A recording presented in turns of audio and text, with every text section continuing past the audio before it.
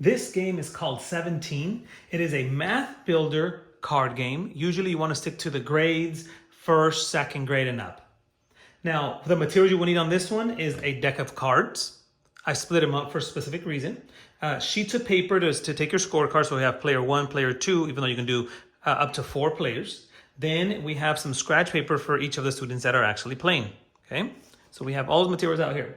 Now, the first step is we're going to take only certain cards, and that'll be ace through 8. Okay, so here we have ace, 2s, 3s, 4s, 5s, 6s, 7s, and 8s, the whole deck of that one. Okay, the ones that we want to remove are going to be the 9s, the 10s, the J's, the queens, and the kings. Okay, these are going to be removed for this game. You can probably use them later on for a different game. So these, take them out, please.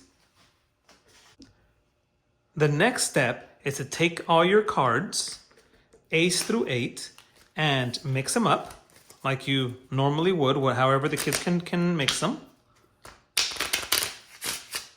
Okay, then the students take 5 each. Okay, so this student takes 5, 3, 4, 5.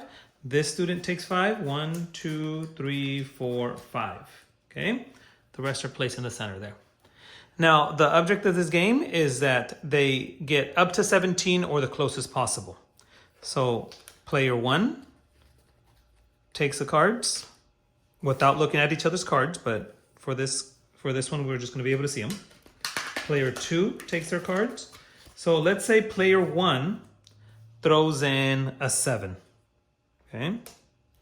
Player 2 throws in a 5. That makes it 12. And in order for player 1 to win, for this player to win, they need to throw in a 5 to make that 17. If that happens, player 1 takes the point, and they get 17 points. Now, let's say player 1 did not have a 5 and they only had a 7. Because you have to go above 17. Let's say they throw a 7.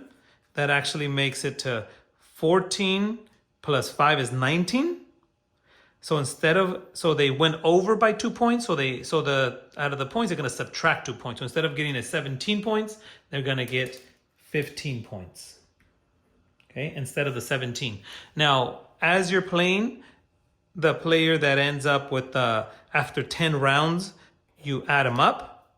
And the player that ends up with the highest points wins.